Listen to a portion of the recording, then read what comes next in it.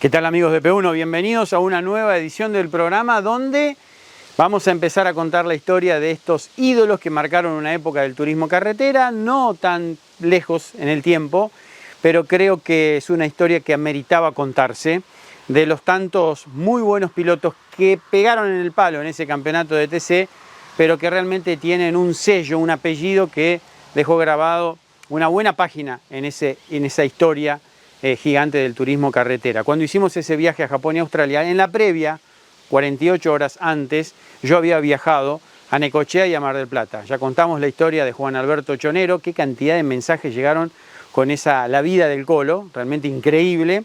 Pero previo había habido una parada en Mar del Plata, una parada estratégica para estar con un señor que contó la historia de un joven, en primera persona, estamos hablando de él, que se forjó a base de un gran laburo, de vender ladrillos, de ir a la rotonda, varias rotondas de Mar del Plata y vender un muy buen ladrillo, como él va a decir en esta entrevista, Juan Manuel Landa, el gallego de quien hablamos, que también aquí contará cómo se acercó al automovilismo de una manera muy fortuita y empieza a ganarse su corazón esta pasión de los fierros y va a llegar al mundo de las cafeteras, del Mar y Sierras, porque gran parte de este capítulo será así.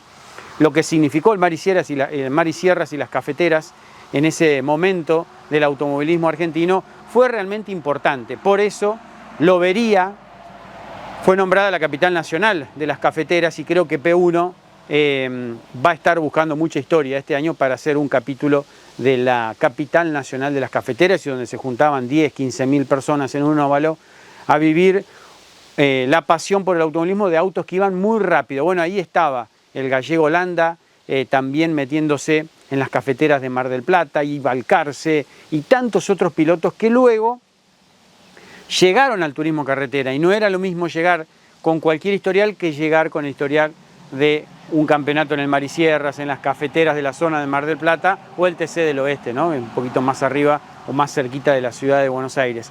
Creo que ahí va a ser algo clave en esta historia de Juan Manuel Landa, en este primer capítulo, nombre que llegó grande al TC, como la mayoría de los pilotos de la década del 80, con 33 años, se fue con 3 victorias, con 4 podios, un subcampeonato, del cual hablará en el segundo capítulo, en ese campeonato del 92 que pierde con Aventín, pero que en el corazón de Dodge ocupa un lugar muy grande, porque es el último ganador con el motor Slant 6, el motor clásico de la Dodge, que luego fue reemplazado en esos autos por el motor Cherokee.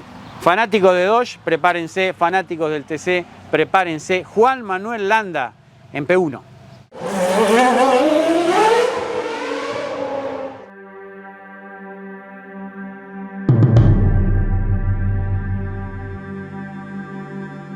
Yo nací en Mar del Plata, en el Hospital Mar del Plata, pero mi padre nació en Balcarce.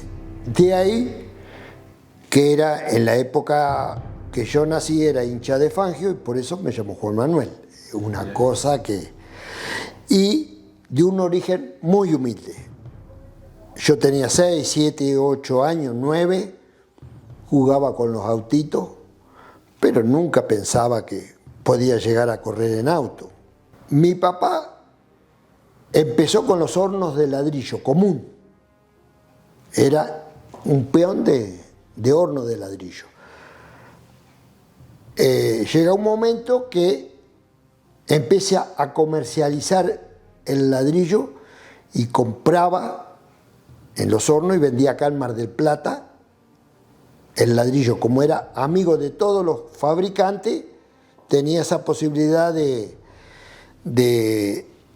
comprar y tener siempre materiales y bueno, ahí empezó y yo también empecé con él desde chiquito, tenía 7, 8, 9, 10 años y vendíamos ladrillo en la calle, era una parada de ladrillo. Estaba el camión cargado de ladrillo, venía la gente, elegía el viaje, íbamos y lo descargábamos uno por uno a mano. Yo nací en un horno de ladrillo. Mi casa era digamos, no por no merecer a nadie, pero era un ranchito de 4x4 el dormitorio y 4x3 la cocina de mi mamá y nada más. Y yo cuando tenía, por ejemplo, 6, 7 años ya me ganaba la vida trabajando en el horno de ladrillo, ayudaba y me pagaban. Y ahí empecé a querer al ladrillo. Vi muchas injusticias porque es un trabajo muy precario el de los hornos de ladrillo. Y la verdad que vi muchas injusticias y cómo te trataba la gente que te ponía el precio, las condiciones y vos tenías que comer y agachaba la cabeza y decía que sí. Pero yo me fui haciendo grande. Mi papá era un trabajador de aquellos que trabajaba de las 5 de la mañana a las 10 de la noche. No es por nada, pero no conocí una persona tan trabajadora como mi papá. Eso es un orgullo que tengo, que lo llevo siempre. Bueno, y allá por el año 68, 70, yo, como vendíamos ladrillo en la calle, cargaba el camión y ponía todos los ladrillos lindos que se veían como las manzanas, ¿viste? La más linda arriba, lo prolijaba y tenía muy buen ladrillo. Un día aparece un cliente, un constructor de acá de Mar del Plata que había hecho muchas obras y me dice: nene, elegime el ladrillo que yo lo quiero dejar sin revocar, ladrillo a la vista. Bueno, se lo elegía y yo te lo voy a pagar el doble de lo que vale el común. Empecé a venderle y me pedía tantos ladrillos que yo no encontraba ladrillo bueno, porque el ladrillo de horno normalmente no es un ladrillo uniforme y de muy buena calidad y de color parejo ni nada. Entonces me propuse a fabricarlo directamente yo, con gente. Y traté de hacer un horno pensando que el obrero trabaje menos. Entonces, ¿qué hice? Galpones, piso de hormigón. El pisadero en la época primitiva se hacía con caballo, yo lo hacía con máquina, lo industrialicé y tuve el orgullo de hacer el mejor ladrillo a la vista. Yo diría que competía con Córdoba. ¿Cuál era mejor? ¿El de Córdoba o de Mar del Plata? El de Mar del Plata lo fabricaba yo. Y bueno, ahí empecé a crecer comercialmente y yo te puedo decir que más del 50% de los edificios y las casas de ladrillo a la vista de Mar del Plata tuve el gusto de proveerlo yo. Fue un momento, hasta el año 2000 fui prácticamente el único fabricante de ladrillo a la vista, el ladrillo a la vista de Mar del Plata.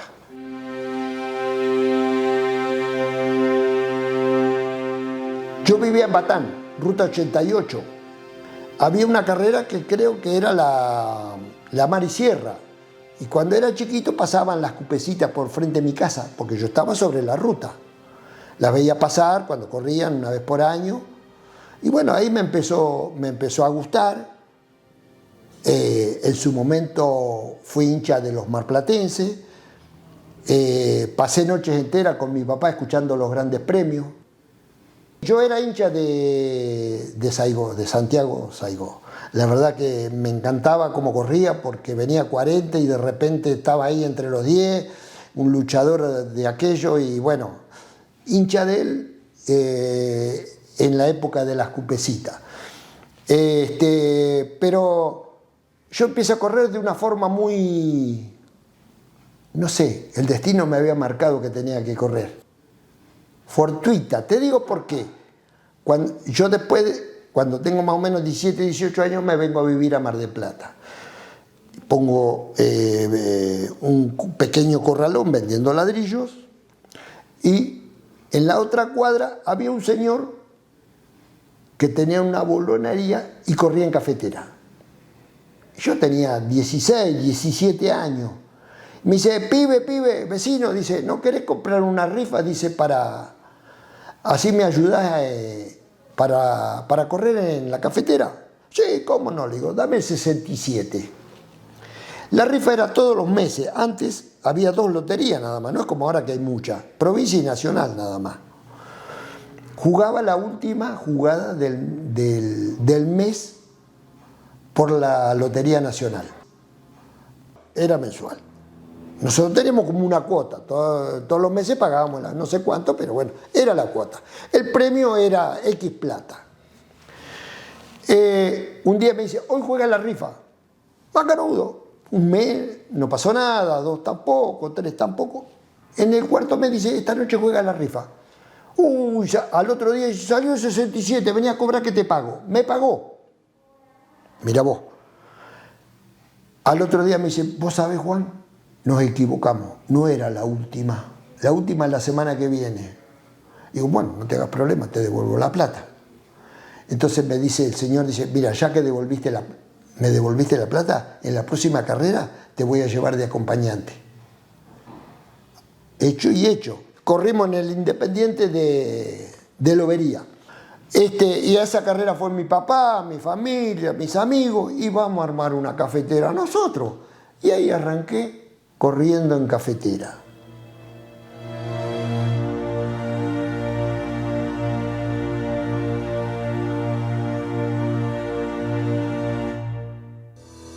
Si estás buscando un repuesto original o alternativo para tu vehículo importado, CBM Auto. Años de experiencia.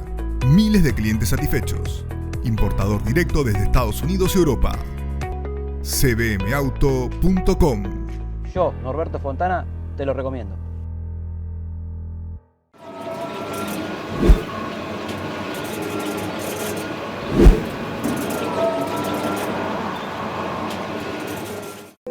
Los productores de seguros somos profesionales que damos respuestas. En Unibroker somos un equipo de más de 1.200 productores asesores, unidos para responder mejor a las necesidades de los asegurados.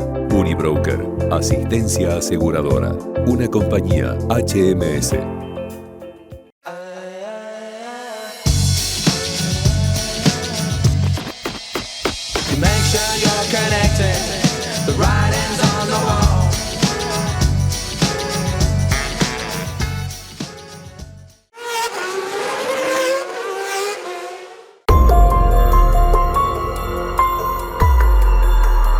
En esa época, Lobería era la capital de las cafeteras y bueno, iba muchísima gente, la expectativa era única.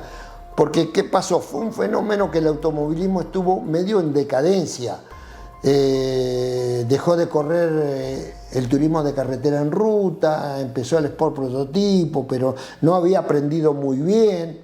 Entonces, toda esta zona era fuerte en los zonales.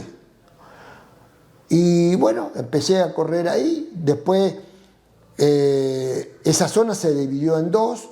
Estuvo Cafetera y Marisierra en la parte de Necochea, Lobería, Tres Arroyos, Juárez, todo.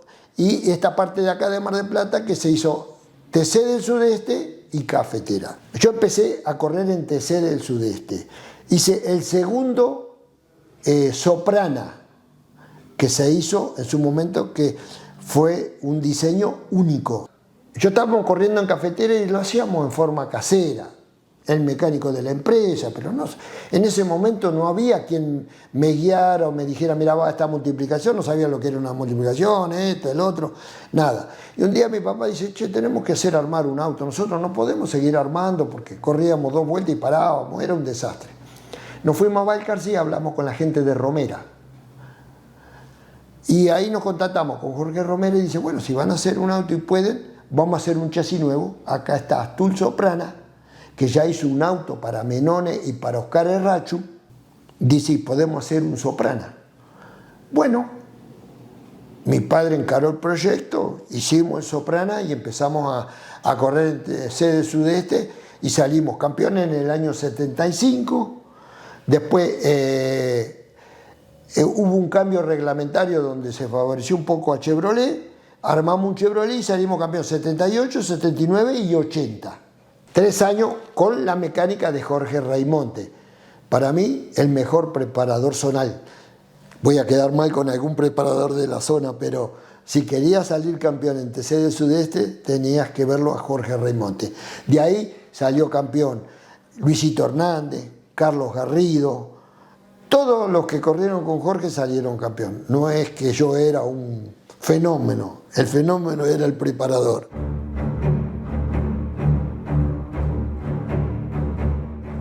Calculo que fue, a ver, ahora no me acuerdo muy bien, pero creo que habrá sido allá por el año 72. Año 1972-73, Necochea ilumina el circuito, el Parque Sugasuga, y hace las carreras nocturnas con un éxito total. Y tengo una anécdota de una carrera con un Chevrolet con bielas comunes, no, bielas especiales. Yo corría con Dodge, pero como al Chevrolet le dieron las bielas especiales, y yo pedía las bielas especiales para el Dodge, no se las dieron, me fui a Chevrolet. Voy a correr, debuto con el Chevrolet, con bielas especiales. Y había 7 o 8 Chevrolet que andaban adelante, Calamante, Villaverde, todos los pilotos top del momento. De noche. Bueno, agarro y armo todo, Chevrolet nuevo, cero, pim, pim, pim. Vamos a la carrera, clasifico cuarto, quinto, estaba cerca ahí, corro la serie, en la final largo en primera fila, tercero. Cuando pico adelante, agarro la punta. Y atrás un montón de Chevrolet que me seguían todos cerquita. Creo que eran 18 vueltas. En la vuelta 16 me quedo sin freno y venía primero. Esa no me olvido más. Creo que era caja de tercera o cuarta, no, tercera. Venía en tercera, metía segunda y primera para doblar en una horquilla en Necochea. Y el auto hacía viviaba todo, era donde se lo aceleraba y seguía. Me hace enseña que faltaba una vuelta. Cuando llego a la horquilla o un curvón que se entraba, creo que en segunda, y pongo la tercera, eran una noche divina, de esas estrelladas de verano, ¿viste? Porque se corría en verano. Escucho una explosión y veo todo fuego por el auto. Cuando meto la tercera, ¡blum!, una explosión única. Dejo el auto, lo paro, me bajo, miro y veo de un lado del motor para el otro no había quedado nada. Calculá que frenaba con la caja. Bielas especiales, no teníamos una gota de freno. Faltaba una vuelta, ¿qué iba a parar? Y me acuerdo que viene un tío mío corriendo y me abraza y me dice, no importa, Juan, morimos en la punta. Y quedó el dicho ese, no importa, pero morimos en la punta.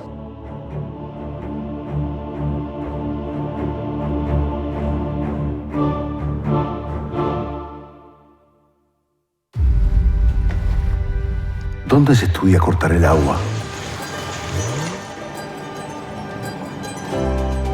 ¿Dónde se aprende meteorología por olfato?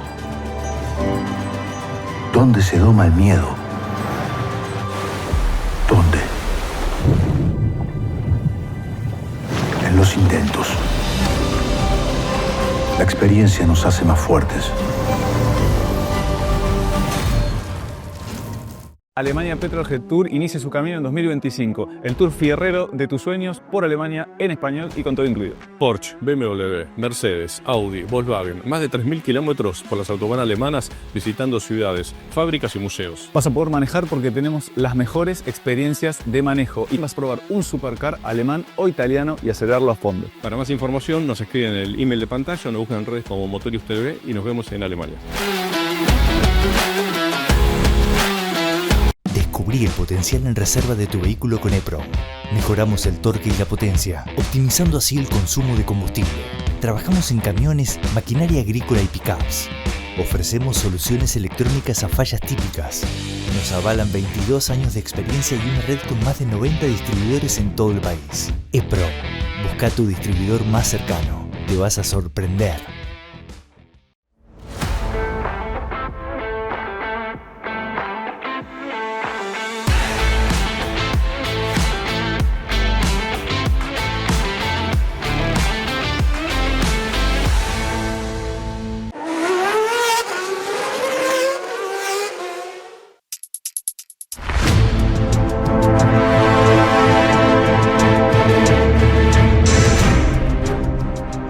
Dejé de correr en el zonal y tenía que dar el otro paso. ¿Cuál era? El turismo de carretera. Pero tenía muchas dudas. Económicamente, la familia no quería que corriera porque había muchos accidentes.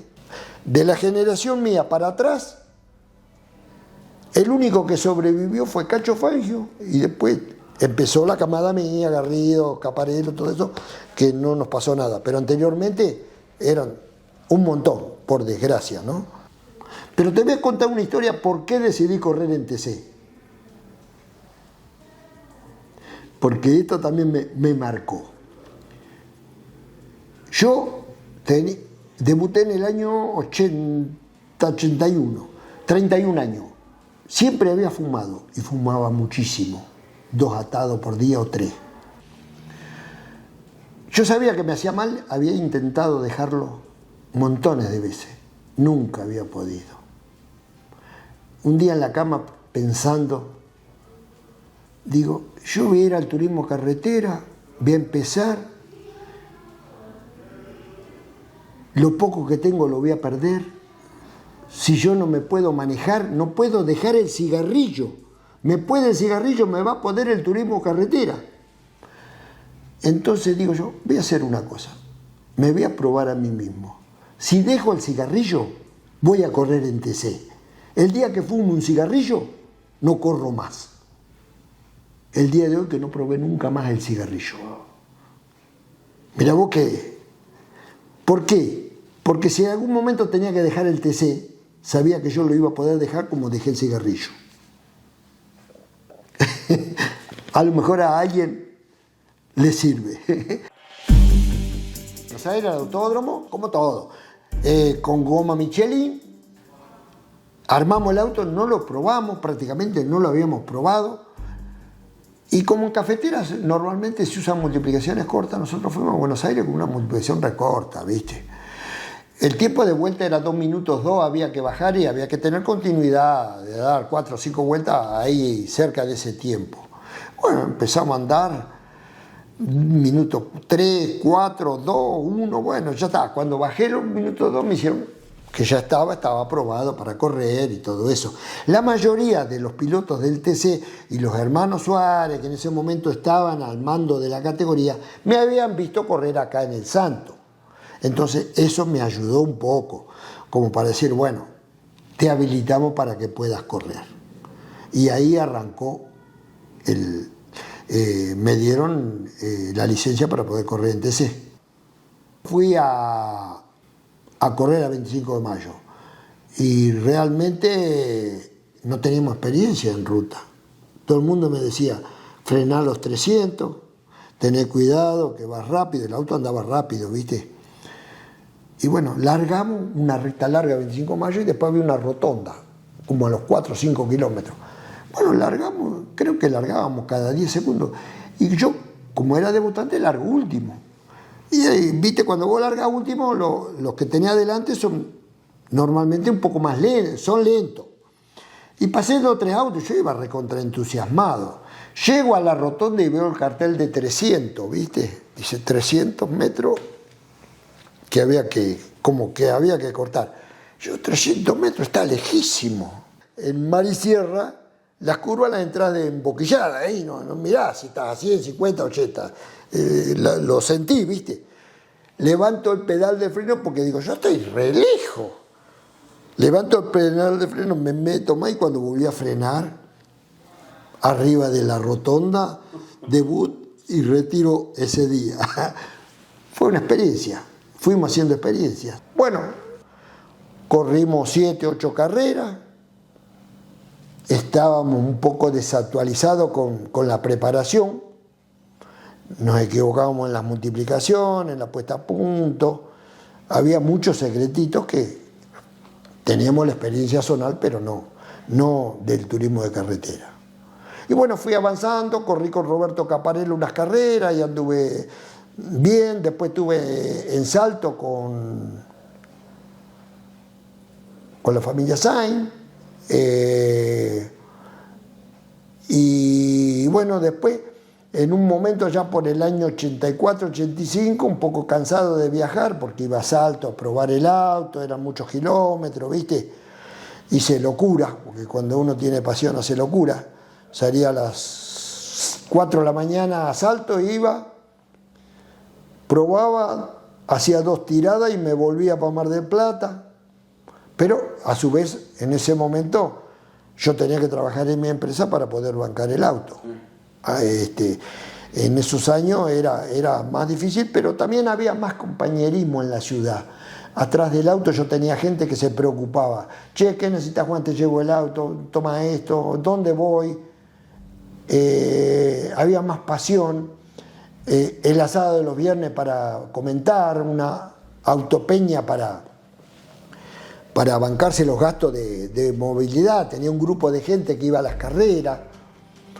Eso cambió mucho, eso cambió muchísimo.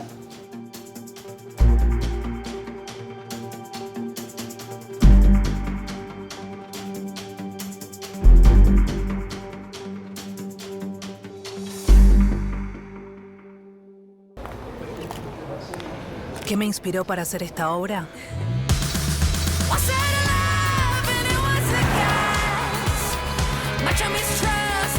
Las curvas, los detalles.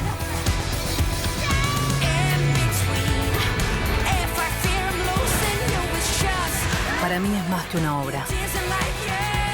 Es el resultado de una nueva fuente de inspiración. Nuevo Peugeot 2008.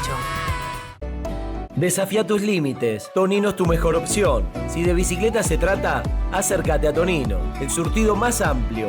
40 años de trayectoria y siempre el mejor precio.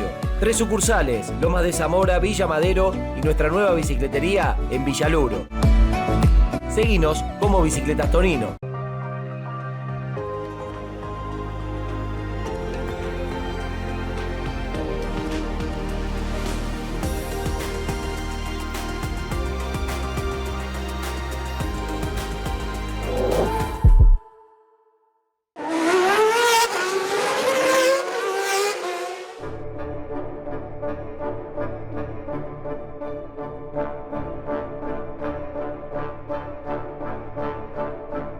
No tenía experiencia en un gran premio, no teníamos, porque era el primero que yo corría.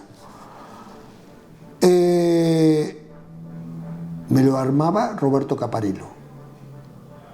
Bueno, largamos en Santa Rosa, creo que fuimos Serreta Larga, Bernasconi, ¿no? ¿Cómo es? Sí, Bernasconi, ¿eh? Y después creo que se reabastecía en... no me acuerdo muy bien, pero era a la mitad se abastecía. Empezamos a correr, todo, a pasar auto, veníamos bárbaros, todo bien. Habíamos largado, creo que eran no sé si eran las 8 de la mañana, y en el abastecimiento, que estaba como a 300 kilómetros, casi hicimos un promedio de 200 y pico. Y yo digo, ya estamos acá, hice 300 kilómetros y había ocurrido 1 hora y media. Bueno, llego al abastecimiento, blum, cargo nafta, pim, pum, salgo de vuelta y teníamos un tramo de tierra, un enlace, que creo que eran algo de 18 o 20 kilómetros serían. Yo hice la ruta en un 12.500, lo máximo 150, que ese es otro problema. Y había un curvón que tomé antes de llegar al abastecimiento, que ahí no sé si quién era que se dio una piña, que se agarró una motoniveladora, alguien, Licevich o algo. Yo venía a fondo, un curvón que con el auto, con el Dodge, le había puesto cuarta máximo, a fondo. Y lo encaré a fondo. Y en la mitad del curvón el auto me empezó a vivorear. Decía que finito, y lo pude sacar. Pero un llamado de atención. Bueno, agarramos el enlace del molino y veía los autos que venían despacito, porque todos los que corrían en TC no tenían zonal de tierra. Y uno, como tenía zonal de tierra, se sentía como pez en el agua. Íbamos a fondo nosotros. Y los otros parecían que estaban rotos, que estaban ahí, ¿viste? Iban regulando. Y pasamos como 6, 7 autos. en el pedazo de tierra. Y teníamos una referencia que había un lomo de burro importante. Y la referencia era 100 metros antes que había un molino. Que al correr en la tierra no había viento y había mucho... No se veía bien, había polvo, ¿viste? Una polvadera tremenda. En una de esas íbamos a fondo con el auto y hace... ¡bum! Y vuela el auto, che. Y me acuerdo que estaba arriba. Ahí me di cuenta que era el lomo burro. Pero estábamos, no sé a cuántos metros. Y se me da porque antes de que caiga meto un cambio, ¿viste? Y cuando lo acelera hace... y sigue derechito. Y empiezo a mirar 5 o 6 autos, Pachialá, varios habían quedado ahí porque cuando caían le había pasado lo mismo que a mí. Cuando el auto caía, si no hubiera hecho si no hacía el rebaje, por ahí el auto caía de punta. Y rompían radiadores, el otro, y habían quedado todos ahí. Bueno, y yo pude seguir. Termino de salir de la tierra, una goma. Brrr, goma pinchada. Uy, digo yo. Bueno, le digo al acompañante, saca el crique, esto, el otro, la llave. Que estábamos solos, en la Pampa no había nadie. Bueno, lo hicimos todo rápido, el crique no lo podíamos poner. Yo no sé cómo hicimos entre los dos. Mirá vos lo que es. Levantamos el auto así los dos, sacamos una goma y pusimos la otra. Y en eso venían corriendo 2 paisanos. Y le digo, no, la goma pinchada no la vamos a llevar. ¿Para qué vamos a llevar kilos, esto, el otro, si no nos sirve? Y le digo a los paisanos, después me la llevás a Parque Cerrado. Sí, sí. Bueno, la goma no apareció nunca más, ¿viste? Pero no importa. Seguimos. En eso subimos al avión y ya estábamos agarrando a los punteros. El avión lo tenía ahí. Yo digo, ¿qué carajo pasa con este avión? Castellano había tenido una fallita, lo habíamos pasado. Estábamos pasando autos con números bajos. Digo, debemos ir bien. Para colmo fue un sábado que no se transmitía la carrera. Esa, la del 82. Nadie sabía nada. Te cuento otra anécdota, que mi papá estaba a mitad del Gran Premio. Yo había largado 35. Mi papá estaba con una goma y un poco de nafta en un lugar como auxilio. ¿Qué me iba a hacer? Y mira, lo estoy viendo ahora. Yo vengo con el auto, claro, venía adelante, venía de 35, vendría 16, 17. Y mi viejo estaba así. Cuando ve el auto, tira toda la mierda y sale corriendo para saludarme. ¿Viste? Lo sorprendí hasta ellos. Bueno, y vemos el avión, que esto, que el otro, ¿viste? Pero no sabíamos cómo íbamos, la verdad es esa. Bueno, hoja de ruta, pim, pum, terminaba en General Pico la carrera, la etapa.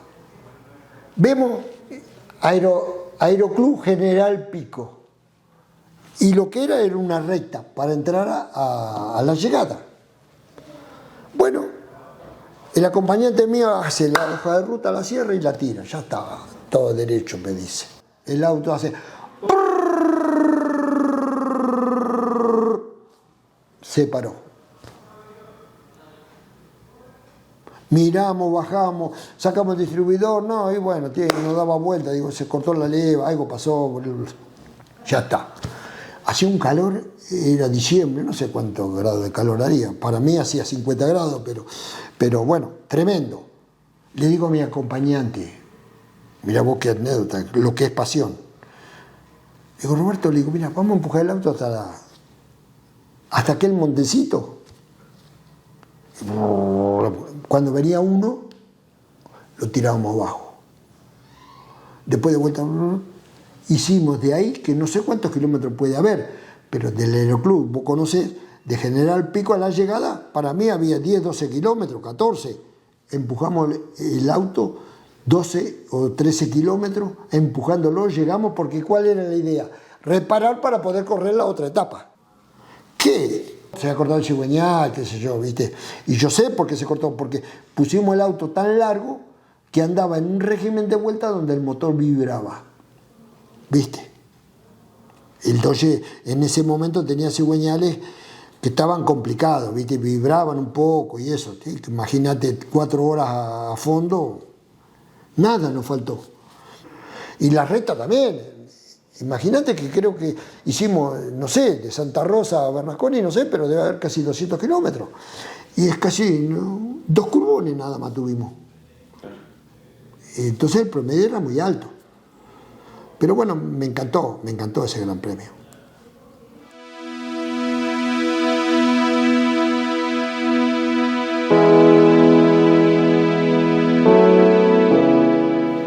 Yo hice 2 etapas o 3 en la ruta. Hice la primera, 4, 5, 6, 7, 8 carreras, no se dieron resultados, paré por economía, porque tuve que cambiar reorganizarme comercialmente, entonces tuve varias etapas. Y en una etapa dije, tengo que preparar un auto en Mar del Plata. Dejé de correr un año y digo, lo tengo que hacer en Mar del Plata. No puedo viajar tanto, me voy a matar la ruta. Un día yo iba a las 3 de la mañana a Salto, probaba y me volvía y bueno, digo, yo voy a hacer un auto todo en Mar del Plata con la idea de divertirme. No era, económicamente andaba más o menos un poquito holgado y digo, voy a agarrar un auto en Mar del Plata con mecánico de Mar del Plata. Entonces voy a ver a los hermanos Bosone. Digo, mira, yo tengo ganas de correr en TC, le digo, yo sé que ustedes anduvieron, corrían en los zonales, habían estado al lado de Marco Ciani, tenían toda esa experiencia. Entonces voy y los veo a los hermanos, le digo, mira Eddie, le digo, y Beto, le digo, tengo ganas, le comento el proyecto. Y bueno, sí, dale, nos gusta, dice, encáralo. ¿Y cómo vamos a hacer? ¿Hacemos el auto? No, pará. Digo, déjame que vea cómo hago con el asunto del auto, cómo arrancamos, qué auto vamos a correr. Me gustaría un Dodge porque doblaba bien en los curbones, viste, todo esto. Se decía que era un auto que era bastante fácil o era más cómodo para llevarlo que un Chevrolet, viste. Yo en el fondo soy un Chevrolet, pero vamos al Dodge. Entonces escucho por un reportaje que Johnny iba a probar el auto, iba a hacer la tirada que hace allá en Necochea. Eso era noviembre, diciembre. Última carrera en Tandil. Y yo había escuchado que Johnny vendía el auto. Entonces le pregunto a un amigo de Necochea, le digo, che, decime, ¿Johnny vende el auto? Sí, lo vende porque se quiere pasar a Ford. ¿Cuánto pide? $30.000, me dice. Yo no había hablado con Johnny, ¿eh? Bueno, yo estaba acá en el negocio. Y digo, 30.000 los tengo, digo yo. Los metí en una bolsa y me voy con un amigo de La Peña en la camioneta y le digo, Fernández, le digo, era un integrante de La Peña. Digo, ¿qué tenés que hacer mañana? No, nada. Digo, bueno, vamos a Necochea a ver si podemos comprarle el auto a Johnny.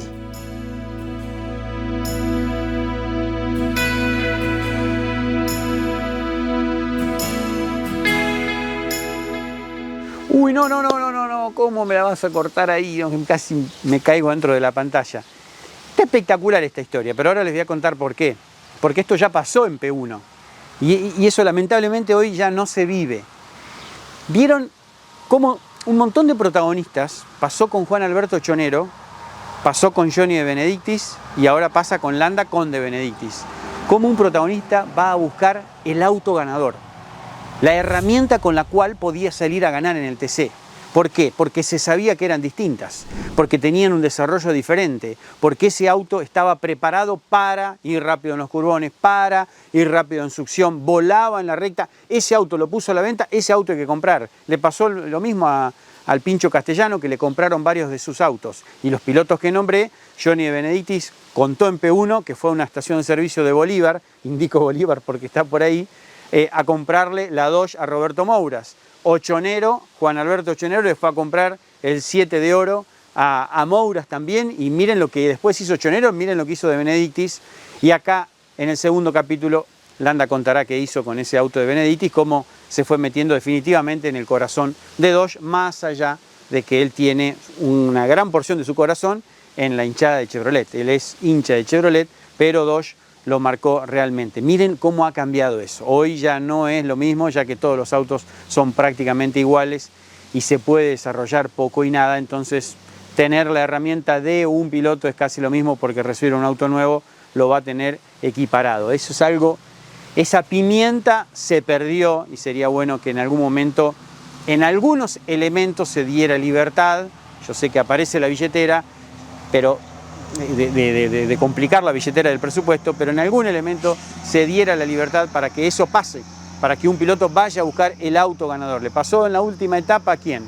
A Guillermo Ortelli. Los autos de Alberto Canapino en su momento, hace 15 años, 10 años, los iban a buscar porque eran autos realmente impresionantes. Pero fíjense cómo se da este patrón en un montón de historias que se han contado aquí en P1. La semana que viene nos metemos en la parte final de esta historia de Juan Manuel Landa, ya preparándonos a días nada más del inicio de la temporada del TC en el Calafate, del turismo nacional también en Paraná, así que bueno, comienza a moverse el automovilismo argentino y P1 comienza también a cubrir varias de las carreras. ¿Habrá alguna gira mundial este año? Yo creo que sí, pero todavía no se lo voy a contar. Aguántenos 7 días y ahí estamos con Landa, parte 2. Hasta luego.